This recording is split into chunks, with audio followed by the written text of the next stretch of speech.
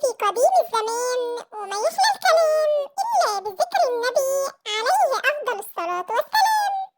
كان في ديك اسمه دقدق، كان بيحب الهزار جدا وبيحب يعمل مقالب في أصدقائه، وكان الكل بيضحكوا على المقالب بتاعته شوية، وأوقات كتير كانوا بيتضايقوا من مقالبه.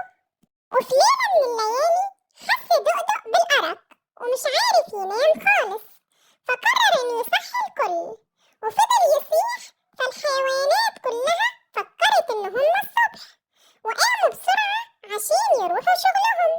ولما خرجوا من الحظيرة لقوا إنهم لسه بالليل، ولقوا الديك عمال يضحك ويقول لهم أنا كنت بهزر معاكم. الحيوانات كلها قعدت تبصله وهم غضبانين وحاولوا إنهم يمسكوه، بس هو فضل يتنقل من سور لسور، وخرج سامر عشان يعرف ايه اللي بيحصل.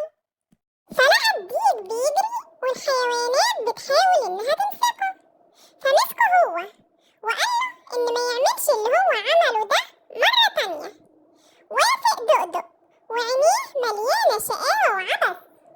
في مرة من المرات الديك دقدق لقى بق قديم مرمي جنب سور المزرعة، فراح وأخد البق وفضل يقلد أصوات الحيوانات المفترسة، والبق ده طلع الأصوات عالية بشكل مخيف. خافت الحيوانات وفضلت تجري بسرعة عشان تستخبى، وسمع سامر الصوت وراح ناحية الصوت، فلقى الديك بيعمل مقلب جديد، فهز راسه ومشي بهدوء. بالليل والديك واقف على السور لقى ايد بتمسكه جامد جدا، ولما بص لصاحب الايد لقى وجه ذئب، فخاف الديك جدا وفضل يصيح بأعلى صوت لغاية ما مبقاش قادر على الصياح خالص، وراحت الحيوانات له عشان يعرفوا فيه ايه. وفي الوقت ده خلع سامر قناع الذئب اللي هو لابسه على وشه، وقال لدودو ايه رأيك؟ المقالب مضحكة؟ هز راسه في ندم، وسامر قاله صوتك هيرجع مرة تانية يا دقدق، بس يا ريت ما ترجعش لشقاوتك الزايدة دي تاني.